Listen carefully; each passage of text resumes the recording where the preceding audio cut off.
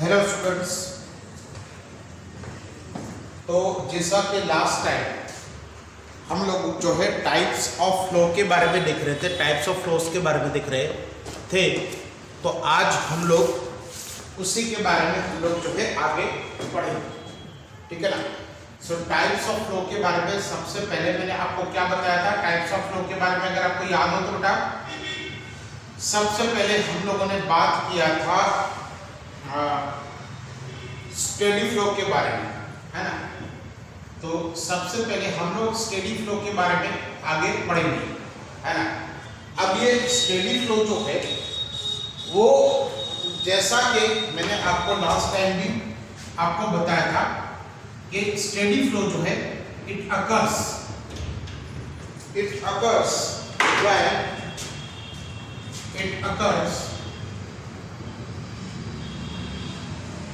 when the flow of fluid has a very low speed, है ना। जब कोई भी फ्लो बहुत धीरे से चलता है तो उसको हम लोग स्टेडी फ्लो कहते हैं, है ना। अभी हम लोग देखेंगे स्टेडी फ्लो के बारे में क्या ये बना है। तो it occurs when the flow of fluid has very low speed. Suppose आपके पास यहाँ पर कोई फ्लो चल रहा है, जैसे ऐसे कोई फ्लो चल रहा है, लेट अस से ये वाला कुछ फ्लो है। अब यहाँ पर जो है, यहाँ पर सारा के सारा फ्लूइड है, ये फ्लूइड ऐसे जा रहा है ना। The fluid goes like this, ऐसे जा रहा है, ठीक है। ये ऐसे जो है फ्लूइड जा रहा है। अब यहाँ पर आप कोई भी आर्बिट्ररी एक पॉइंट ले लो, ए ले लो, यहाँ पर पॉइंट बी ले लो और यहाँ पर पॉइंट आप सी ले लो, है ना। अब यहाँ पर पॉइंट ए पर फ्लूइड पार्टिकल्स की कुछ वेलोसिटी होगी, लेट अस से वीए। यहाँ पर कुछ वेलोसिटी होगी, लेट अस से वीबी, और यहाँ पर कुछ वेलोसिटी होगी, लेट अस से वीसी, है ना। तो यहाँ पर अगर वीए, वीबी एंड वीसी, है ना, तो ये वीए, वीबी and VC if they do not change with time, so a velocity at a, या तक कितने भी पॉइंट आप ले सकते हो, ऐसा नहीं कि 3 पॉइंट है, 2 पॉइंट, 10 पॉइंट, 100 पॉइंट्स। तो ये सारे पॉइंट्स पे VA, VB और VC मतलब जितनी भी वेलोसिटी उस पॉइंट पे है ना, तो ये VA, VB and VC, if VA, VB and VC do not change with time, ये VA, VB and VC do not change with time, तो ये तीन जो है टाइम के साथ में अगर चेंज नहीं हो रही है तो it is known as steady flow, है ना। तो ये वाला जो है क्या हो जाएगा, स्टेडी फ्लो। मतलब आपने कोई टाइम पे जो है t1 टाइम पे उसकी वेलोसिटी मेजर की, तो इसकी वेलोसिटी आ गई 10 मीटर पर सेकंड। अब आप कोई दूसरे टाइम पे भी उसकी वेलोसिटी मेजर करो तो ये वाली जो है वेलोसिटी उतनी का उतनी ही रहेगी, मतलब 10 मीटर पर सेकंड ही रहेगी। तो इसको हम लोग कहते हैं स्टेडी फ्लो, है ना। अब इसका मतलब ये नहीं कि ये तीन वेलोसिटी सेम होनी चाहिए, ये नहीं, VA must be equal to VB must be equal to VC, ऐसा नहीं होगा, है ना। तो ये वाला ऐसा नहीं हो सकता कि ये तीन वेलोसिटीज जो है ये सेम रहेगी, ऐसा कुछ नहीं है। तो यहाँ पर VA, VB and VC they do not change with time, मतलब क्या हो गया कि ये तीन अलग अलग हो सकती है, लेकिन जो VB है वो VB ही रहेगी चाहे कितना भी टाइम पास हो। जो VC है वो VC ही रहेगी। जैसे 10 मीटर पर सेकंड है, सपोज ये 10.1 मीटर पर सेकंड है और ये 11 मीटर पर सेकंड है, तो ये 10.1 का 10.1 ही रहेगी, ये 11 का 11 ही रहेगी with the passage of time. So this type of flow is known as steady flow. Generally if water flows with low speed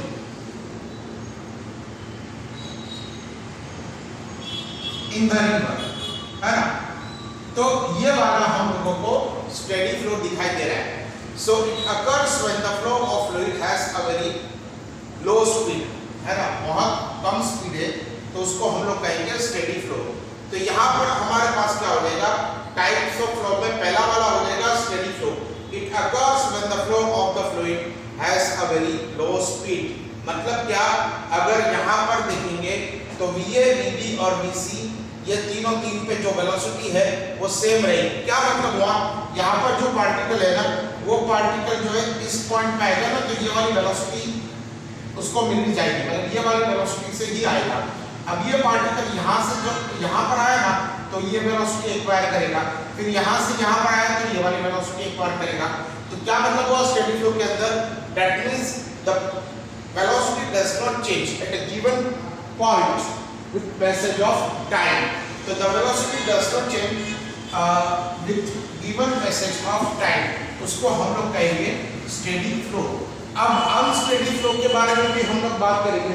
तो अगर अनस्टेडी फ्लो के बारे में अगर हम लोग बात करते हैं तो उसके अंदर जो है जैसा कि मैंने आपको बताया अनस्टेडी फ्लो के अंदर क्या होता है कि यहाँ पर velocity changes with time at a given point, है ना। तो velocity changes with time at a given point, मतलब हम लोग वापस उसी का हम लोग जो है अगर ये वाला ले लें तो सपोज यहाँ पर आपके पास पार्टिकल A, ये पार्टिकल B है और ये पार्टिकल C है। तो यहाँ पर वेलोसिटी एट A, ये जो A है ना ये कभी 10 हो जाएगी, फिर आप दूसरा ऑब्जर्वेशन इसी पे लो ना तो 10.1 मीटर पर सेकंड हो जाएगी, ये वाला हो जाएगा 9.9 मीटर पर सेकंड। मतलब ये 10 फिक्स्ड नहीं रहेगी, ये 10 जो है फिक्स्ड नहीं रहेगी, ये 10 जो है मीटर पर सेकंड ये बदलती रहेगी।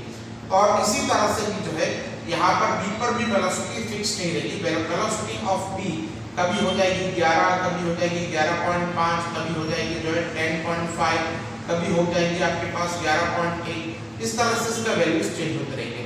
तो ये वाला हो गया हमारे पास अनस्टेडी फ्लो। तो velocity changes with time at a given point, है ना, इसको हम लोग क्या कहेंगे अनस्टेडी फ्लो, है ना। तो यहाँ पर velocity changes with time at a given point, है ना, तो यहाँ पर जो इसको अनस्टेडी फ्लो कहेंगे। तो अनस्टेडी फ्लो के अंदर जैसा कि स्टेडी फ्लो में ये फिक्स रहती थी ऐसे फिक्स नहीं रहेगी, ये तीनों तीन वेलोसिटी अलग अलग हो सकती है और अलग अलग के साथ में टाइम चेंजेस के साथ में भी जो है ये चेंज हो सकती है। तो unsteady flow velocity changes with time at a given point, यहाँ पर आपके पास हो सकता है। फिर उसके बाद जो है अगर हम लोग जो है उसके बाद जो अनस्टेडी फ्लो और उसके बाद जो टर्बुलेंट फ्लो की बात करेंगे, तो टर्बुलेंट फ्लो में क्या होता है, तो टर्बुलेंट फ्लो में भी ऐसा होता है, यहाँ पर आप देखोगे तो ये वाली वेलोसिटी जो है ये VB एंड VC, है ना, ये वाला जो है ये वाली वेलोसिटी चेंज होगी, velocity changes with passage of time. So velocity changes erratically, बहुत ज्यादा चेंज होगी, है ना, यहाँ पर चेंज होगी और यहाँ पर बहुत ज्यादा चेंज होगी।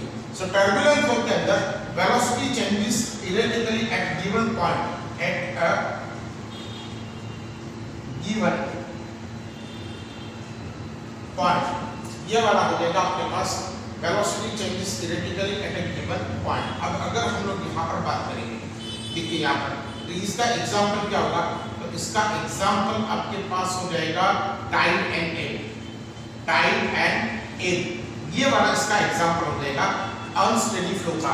फिर उसके बाद जो है हम लोग यहाँ पर जो है हम लोग कहेंगे तो ये वाला एग्जाम्पल हो जाएगा वाटरफॉल्स, है ना, ये वाला वाटरफॉल्स जो है इसका एग्जाम्पल है हमारे पास इसका हो जाएगा। तो waterfalls is nothing but it's an example of turbulent flow, ये वाला वाटरफॉल्स आपके पास इसका एग्जाम्पल हो जाएगा। या तो breaking of waves at the stones, ये वाला इसका एग्जांपल आपके पास हो जाएगा। Okay, so what we discussed here, हम लोगों ने स्टेडी, अनस्टेडी और टर्बुलेंट फ्लो के बारे में हम लोगों ने यहाँ पर डिस्कस कर लिया। नाउ द नेक्स्ट वन, और जो आपके पास जो नेक्स्ट टाइप ऑफ फ्लो आ रहा है that comes out to be we can say irrotational flow. Irrotational flow के अंदर जो है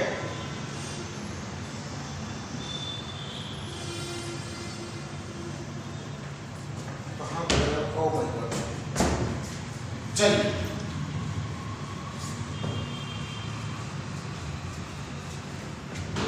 देखिए, अभी नेक्स्ट वाला आता है इरोटेशनल फ्लो, उसके बारे में हम लोग बात करेंगे। तो इरोटेशनल फ्लो कैसा होता है? तो सपोज आपके पास ये कोई फॉर एग्जांपल फ्लो है और यहां पर भी किसी भी पॉइंट पे आप पकड़ लो और at any point, at any given point, if net angular velocity, if net angular velocity is zero, क्या होगा? इस पॉइंट पे, इस पॉइंट पे, इस पॉइंट पे, किसी भी पॉइंट पे अगर नेट एंगुलर वेलोसिटी जीरो हो जाती है, then it is known as irrotational flow, then it is known as irrotational flow। तो ये वाला हो गया irrotational flow। किसी भी पॉइंट पे आप देख लो, अभी किसी भी पॉइंट पे नेट एंगुलर वेलोसिटी अगर जीरो हो जाती है तो उसको हम लोग क्या कहेंगे? irrotational flow। तो अब रोटेशनल फ्लो का क्या मतलब हुआ? तो रोटेशनल फ्लो का ये मतलब हुआ at any given point of, at any given point if net angular velocity is not zero, is not zero, है ना? किसी भी पॉइंट पे अगर angular velocity, net angular velocity zero नहीं होगी तो उसको हम लोग क्या कहेंगे? रोटेशनल फ्लो के बारे में हम लोग जो है उसको कहेंगे। फिर उसके बाद जो है हमारे पास इनकम्प्रेसिबल फ्लो।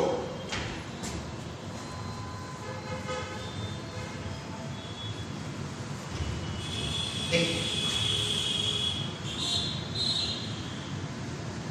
Incompressible flow. चलिए, इनकम्प्रेसिबल फ्लो का क्या मतलब हुआ? कौन बताएगा बेटा मुझे इनकम्प्रेसिबल फ्लो का मतलब? देखिए, यहां पर इनकम्प्रेसिबल के अंदर क्या होगा? तो इनकम्प्रेसिबल फ्लो के अंदर यहां पर जो फ्लूइड चल रहा है ना, ये फ्लूइड की किसी भी पॉइंट पे डेंसिटी चेंज नहीं होगी। If density does not change, if density of fluid does not change with time and place, then it is known as incompressible flow। तो यहां पर जो है मोस्ट प्रोबेबली आपकी जो है मोस्ट ऑफ द लिक्विड, या तो मोस्ट लिक्विड्स आर, या तो all liquids are incompressible। तो all the liquids are incompressible। तो ये वाला हो गया हमारे पास density of fluid does not change with time and place and most of the liquids are incompressible। ये वाला हमारे पास हो गया incompressible flow हो गया। फिर उसके बाद जो अगर compressible flow होगा तो यहाँ पर क्या होगा? if density of fluid changes, if density of fluid changes with time and place, है ना? तो then it is known as compressible flow and most of the gases are compressible। most of the gases are compressible। तो compressible जो है flow क्या हो जाएगा कि डेंसिटी जो है टाइम के साथ में चेंज होगी और टाइम के साथ में चेंज होती है तो उस वजह से most of the gases are compressible in nature। अब ये वाला हो गया हमारे पास कॉम्प्रेसिबल के बारे में बात करेंगे। अब हम लोग बात करेंगे non viscous flow, non viscous flow, और फिर उसके बाद जो है विस्कस फ्लो। तो नॉन विस्कस फ्लो किसको कहते हैं हम लोग? That is non viscous flow. तो non viscous flow if the coefficient of viscosity, coefficient ये हम लोग आगे पढ़ेंगे, coefficient of viscosity of the given, coefficient of viscosity of the given fluid is low, है ना? तो अगर आपके पास coefficient of viscosity of the given fluid is low, then it is known as non-viscous flow। For example हम लोग देखते हैं water, या तो मोस्ट ऑफ गैसेस, या तो फिर जो है ऐसा कोई भी थोड़ा सा थिन लिक्विड है ना, तो thin liquid can be termed as, we can say non viscous flow. तो थिन लिक्विड का फ्लो जो है उसको हम लोग कहेंगे नॉन विस्कस फ्लो। तो उसके बाद जो विस्कस क्या हो जाता है, तो viscous flow if the coefficient of viscosity of the given fluid is very high, मतलब ईटा जो है ना, ईटा is very high, then it is known as, we can say viscous flow. For example, अगर आप देखोगे तो castor oil या तो फिर पेट्रोलियम, castor oil या तो फिर जो है पेट्रोलियम, ये वाला आपके पास जो है इसको हम लोग कहते हैं विस्कस फ्लो। अगर कैस्टर ऑयल फ्लो करेगा तो it is quite thick liquid है ना, क्वाइट थिक फ्लूइड। तो अगर बहुत थिक फ्लूइड है ना तो उसको हम लोग कहेंगे विस्कस फ्लो। जैसे पेट्रोलियम चलेगा तो बहुत थिक फ्लूइड होगा तो उसको हम लोग कहेंगे विस्कस फ्लो। तो viscosity is nothing but it is something which is related with the thickness of the fluid है ना। तो viscosity कौन सी प्रॉपर्टी है, it is something which is related with the thickness of the fluid, इसको हम लोग जो है कहेंगे viscosity। तो ये वाला हो गया हमारे पास viscous flow, ये वाला हमारे पास हो गया। फिर उसके बाद जो है हम लोग जो है बात करेंगे स्ट्रीमलाइन फ्लो। अब देखिए, अब जैसा मैंने आपको बताया स्टेडी फ्लो जो है ना वही स्ट्रीमलाइन फ्लो, उसी को हम लोग कहते हैं। अब देखिए स्ट्रीमलाइन फ्लो के अंदर मैं आपको एक चीज बता दूं, स्ट्रीमलाइन फ्लो। अब देखिए यहां पर ये वाला आपके पास फ्लूइड चल रहा है ना। अब ये फ्लूइड जो है, ये फ्लूइड ऐसे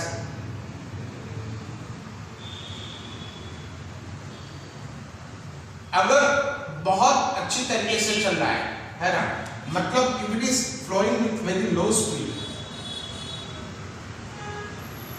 और जो फ्लूइड के पार्टिकल्स है ना वो फ्लूइड के पार्टिकल्स भी एक डिफाइंड लाइन में चल रहे हैं है ना, एक डिफाइंड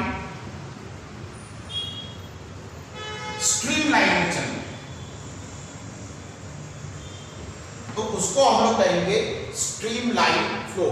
मतलब ये वाला पार्टिकल जो है ये इसी पाथ पे जाएगा, इसके पीछे वाला पार्टिकल भी इसी पाथ पे जाएगा, उसके पीछे वाला पार्टिकल भी इसी पाथ पे जाएगा, ये सारे के सारे इसी तरह से जो है एक ही पाथ पे चलेंगे, तो उसको हम लोग कहेंगे स्ट्रीम लाइन फ्लो। अब आप देखोगे ना स्ट्रीम लाइन फ्लो के अंदर तो ये एक स्ट्रीम ट्यूब बन जाती है, एक स्ट्रीम लाइन ट्यूब बन जाती है। ये स्ट्रीम लाइन जो है आपके पास जो है क्या बन जाती है, ये बन जाती है आपके पास स्ट्रीम लाइन ट्यूब जो है बन जाती है, ठीक है ना। तो ये वाला आपके पास हो गया, इसको हम लोग कहते हैं ट्यूब ऑफ फ्लो है ना। तो इसको हम लोग क्या कहते हैं बेटा, ट्यूब ऑफ फ्लो, ठीक है, ट्यूब ऑफ फ्लो। ओके, सो आपको दिख रहा है बराबर सही तरीके से।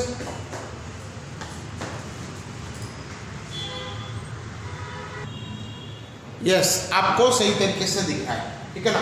तो अब हम लोग जो है स्ट्रीम लाइन फ्लो के बारे में जो है हम लोग करेंगे। अच्छा, ये जो स्ट्रीम लाइन है ना, ये स्ट्रीम लाइन कभी भी इंटरसेक्ट नहीं करेंगे, they never intersect each other है ना।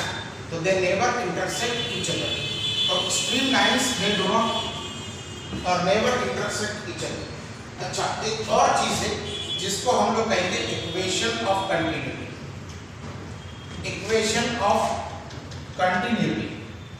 आपको क्वेश्चन ये आ सकता है डिराइव इक्वेशन ऑफ कंटिन्यूटी, आपको ये क्वेश्चन और क्वेश्चन जो है आ सकता है डिराइव इक्वेशन ऑफ कंटिन्यूटी।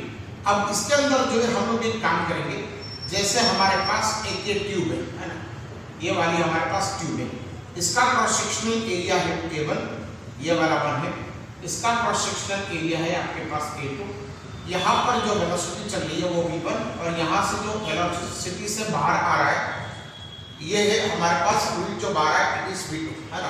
यहाँ पर जो वेलोसिटी से फ्लूइड एंटर कर रहा है वो वेलोसिटी फ्लूइड की आपके पास v1 और जो वेलोसिटी से बाहर आ रहा है उसको हम लोग कहेंगे v2।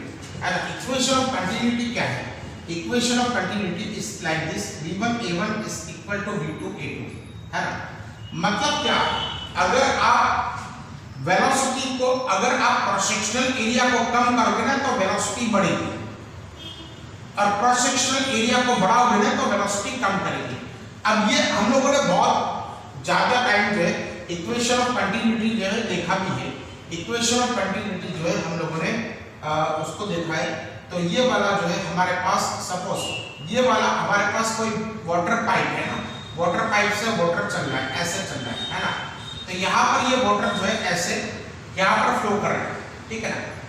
अब आप लोगों ने सभी ने जो है गार्डनिंग में ये किया होगा, या तो फिर कहीं पर भी आपने, कि अगर ये ओपनिंग के आगे अगर आप अपना थंब को लगा, मतलब इतना क्रॉस सेक्शन एरिया बंद कर दो, इतना क्रॉस सेक्शनल एरिया उसको बंद कर दो। तो अगर इतना क्रॉस सेक्शनल एरिया बंद कर दोगे ना तो ये वाला फ्लूइड जो है ना अब ज्यादा स्पीड से बाहर आएगा, है ना। यहाँ पर ज्यादा स्पीड से बाहर आएगा। तो यहाँ पर उसकी स्पीड v1 थी, क्रॉस सेक्शनल एरिया ये पूरा था तो a1 v1, यहाँ पर उसकी क्रॉस सेक्शनल स्पीड जो है v2 थी और उसका क्रॉस सेक्शनल एरिया आपके पास a2 था। तो ये वाला हो गया a1 v1 is equal to cancel a2 v2। मतलब क्या कि अगर जो है आपके पास जो ओपनिंग है, अगर आपके पास जो ओपनिंग है वो ओपनिंग का क्रॉस सेक्शनल एरिया अगर आपने कम कर दिया, फॉर एग्जांपल यहाँ पर आपने इसका क्रॉस सेक्शनल एरिया कम कर दिया तो ये ज्यादा स्पीड से बाहर आएगा, और क्रॉस सेक्शनल एरिया बढ़ा दिया, क्रॉस सेक्शनल एरिया बढ़ा दिया तो ये वाला जो है कम स्पीड से बाहर आएगा। ये हम लोगों को बहुत पहले से जो है मालूम है। अब देखिए बेटा, इक्वेशन ऑफ कंटिन्यूटी के बारे में हम लोग जो है यहाँ पर बात करेंगे। तो यहाँ पर आपके पास दो पोजीशन है। तो as shown in the figure, we can say as shown in the figure, we can say at point 1 cross section of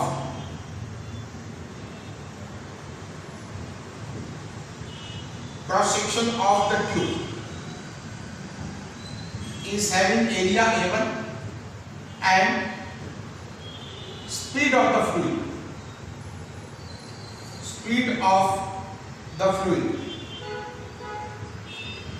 at 1 is, let us say v1, है ना। तो speed of the fluid is, let us say we can say v1। तो यहाँ पर as shown in the figure at point 1 cross section of the tube is a1, speed of the fluid is, we can say v1। अब यहाँ पर जो है eight 2 पे क्या आ जाएगा? सो एट पॉइंट 2 है ना, cross sectional area, cross section at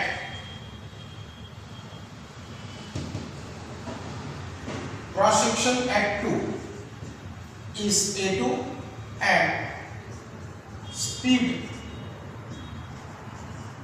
is V2। Okay, अब बहुत सिंपल मैं आपको एक लॉजिक बताता हूं। यहां पर यूनिट मास, पर यूनिट टाइम अगर m जितना मास एंटर हुआ, है ना, तो यहां से m जितना मास ही बाहर निकलेगा ना। बहुत सिंपल मैं आपको बात बता रहा हूं, क्या कह रहा हूं कि अगर यूनिट टाइम में, मतलब यूनिट टाइम में अगर m जितना मास यहां पर एंटर हुआ तो यहां पर एग्जिट भी तो m जितना मास ही एग्जिट होगा ना, बिकॉज फ्लूइड इज इनकम्प्रेसिबल, है ना। तो एज हम लोगों ने फ्लूइड को कैसे रिज्यूम किया? Incompressible. As the fluid is incompressible, देखिए फ्लूइड जो है अगर इनकम्प्रेसिबल है ना, तो मास एंटरिंग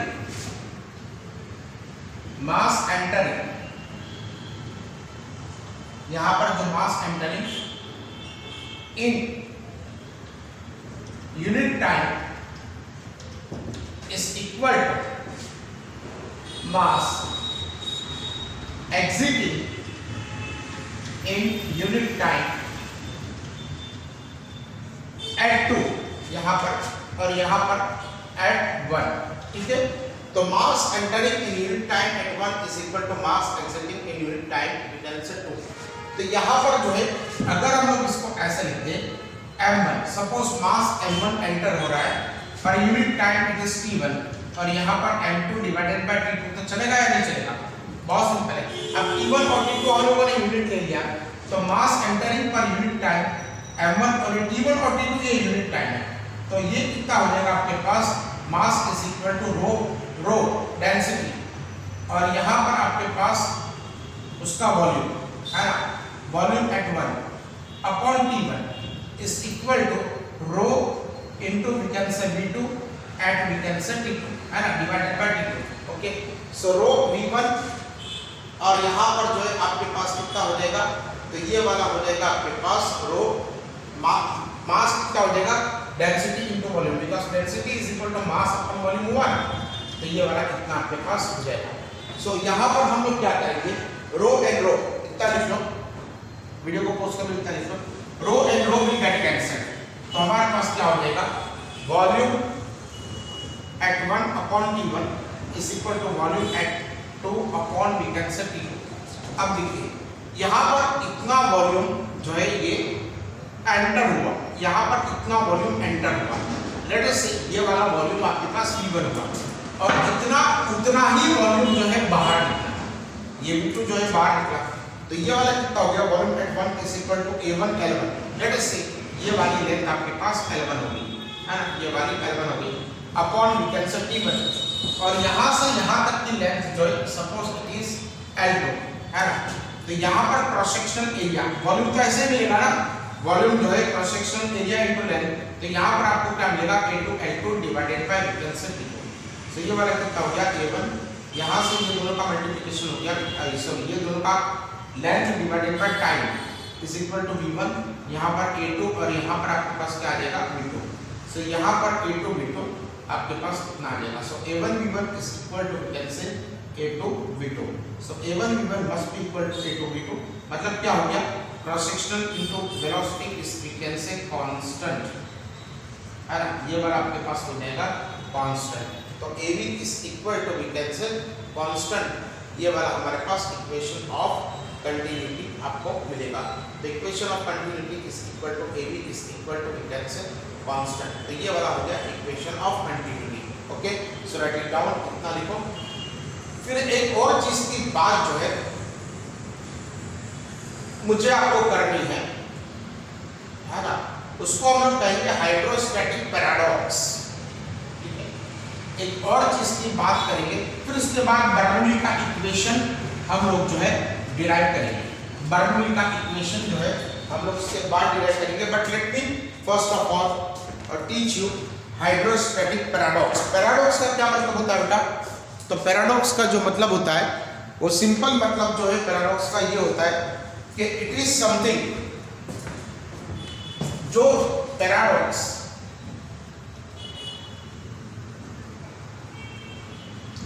इसका मतलब ये होता है कि हमको दिख रहा है ये ऐसा हो रहा है, लेकिन हमारा लॉजिक कहता है ऐसा नहीं होना चाहिए है ना। पैराडॉक्स का मतलब जो लॉजिकली हमको लगे कि ये इनकरेक्ट है लेकिन हो रहा है, उसको हम लोग जो है कहते हैं पैराडॉक्स। पैराडॉक्स मतलब एक तरह का आपको विरोधाभास आपको नजर आएगा कि भाई यहाँ पर तो ये चीज नहीं होनी चाहिए, हमारा लॉजिक तो इसको मना कर रहा है, लेकिन फिर भी ये चीज हो रही है, तो इसको हम लोग कहेंगे हाइड्रोस्टैटिक पैराडॉक्स है ना।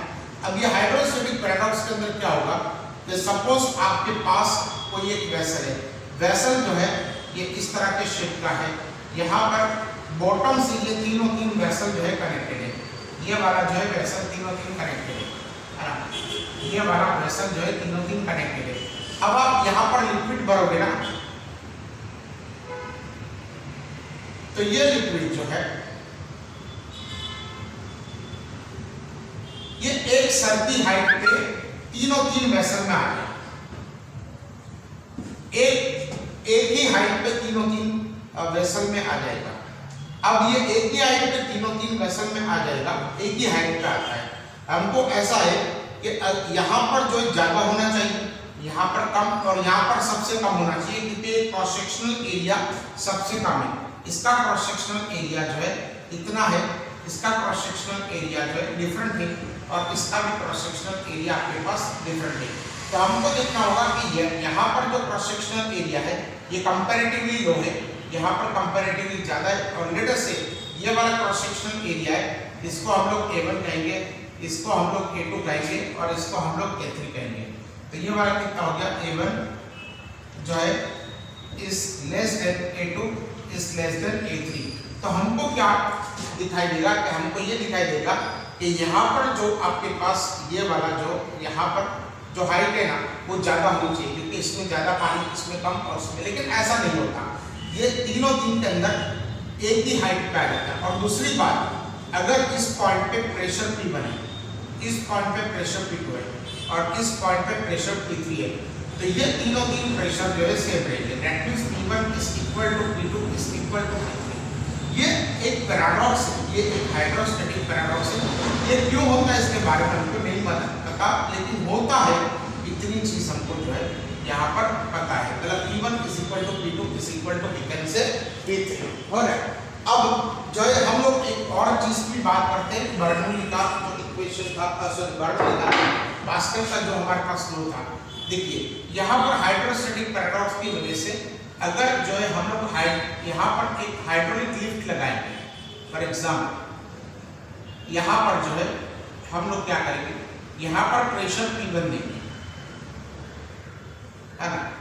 तो अगर प्रेशर P1 दिया तो ये वाली कार है, ये वाली कार यहाँ पर रुक जाएगी। मतलब ये वाला प्रेशर P1 अगर आपने यहाँ पर दिया ना, तो यहाँ पर भी प्रेशर P2 ये ट्रांसफर हो जाएगा अनडिमिनिश्ड, है ना। तो जिससे हाइड्रोलिक लिफ्ट के अंदर क्या होता है कि यहाँ पर प्रेशर P1 दिया तो इतना ही प्रेशर यहाँ पर P2 लगेगा, है ना। तो यहाँ पर प्रेशर P1 दिया, यहाँ पर प्रेशर P2 लगेगा। That means P1 must be equal to P2। Suppose इसका क्रॉस सेक्शनल एरिया A1 है और यहाँ पर जो फोर्स प्रोड्यूस होता है दैट इज P1, इसका क्रॉस सेक्शनल एरिया A2 है और यहाँ पर जो फोर्स प्रोड्यूस होता है दैट इज F2। तो P1 is equal to F1 divided by A1 और यहाँ पर आपके पास हो जाएगा F2 डिवाइडेड बाय A2, है ना। तो ये वाला कितना हो गया, F1 divided by A1 into we can say A2 is equal to F2। क्या मतलब हुआ यहाँ पर, F2 is equal to F1 divided by A1 into we can say A2। अब यहाँ पर A2 is very much greater than A1, है ना। तो F2 is very much greater than we can say F1। मतलब हमको यहाँ पर फोर्स कैसा मिल जाएगा, यहाँ पर फोर्स जो है it will be very very high, बहुत हाई फोर्स आपको जो है यहाँ पर मिलेगा। आपने यहाँ पर फोर्स कम लगाया है, लेकिन आपको यहाँ पर फोर्स कितना मिल रहा है, बहुत ज्यादा मिल रहा है। आप सिर्फ पेडल लगा रहे हो यहाँ पर, तो ये पेडल से पूरी कार उठ जाएगी, ये पूरी कार जो है लिक्विड लिफ्ट। तो ये वाला जो है हाइड्रोलिक लिफ्ट का जो है हमारे पास हाइड्रोलिक लिफ्ट के बारे में हम लोगों ने पढ़ा। फिर उसके बाद जो है अगर आप देखोगे ना तो हाइड्रोलिक ब्रेक्स जो आती है कार में, हाइड्रोलिक ब्रेक्स ये भी सेम प्रिंसिपल पे ही काम करती है, ये भी जो है सेम प्रिंसिपल पे ही काम करती है। अगर आप छोटा सा पेडल लगा दो, वहां पर छोटा सा पेडल से वो जो फोर्स क्रिएट करते हो उतने ही फोर्स से पूरी कार रुक जाती है। अगर उतना ही फोर्स आप कार के बाहर से अगर आपने ऐसे जो है उसको लगा दिया तो कार विल नॉट स्टॉप, है ना। लेकिन अगर अंदर से लगाया उसको तो कार जो है रुक जाएगी। क्या होता है कि आप बहुत थोड़ा सा आप प्रेशर लगाते हो और ये प्रेशर जो है यहाँ पर ट्रांसफर हो जाता है। ये वाले व्हील से, ये वाले व्हील है, व्हील ऑफ द कार है, ये वाले व्हील ऑफ द कार है ना। तो ये पूरा के पूरा प्रेशर ट्रांसफर होता है undiminished to the brake shoes, ये वाले आपके ब्रेक शू।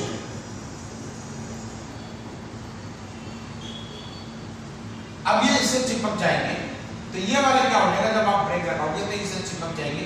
तो यहाँ पर कितना प्रेशर क्रिएट होगा, यहाँ पर जो प्रेशर क्रिएट होगा वो अनडिमिनिश्ड होगा, लेकिन उससे जो फोर्स मिलेगा ना that force will be very very high. तो फोर्स जो है बहुत ज़्यादा हाई होगा, उस वजह से यहाँ पर हाइड्रोलिक ब्रेक्स भी काम करती है, जिसके बारे में जो है आप एक्चुअल ब्रेक्स की जो है आप उसकी फिगर देखोगे या ब्रेक की जो है आप मैकेनिज्म को समझोगे तो उसमें ये लो जो है हमारे पास काम आ जाएगा। ठीक है, तो आज एक काम करते हैं क्या, क्योंकि नेक्स्ट जो टॉपिक आ रहा है हमारे पास वो टॉपिक बर्नौलीज इक्वेशन है और उसके लिए हमारे पास एक लेक्चर निकल जाएगा। तो हम लोग बर्नौली का इक्वेशन नेक्स्ट लेक्चर में ही उसको रखेंगे। ठीक है बेटा, तो आज मैं इतना ही रखता हूँ, बाकी का हम लोग नेक्स्ट लेक्चर में देखेंगे।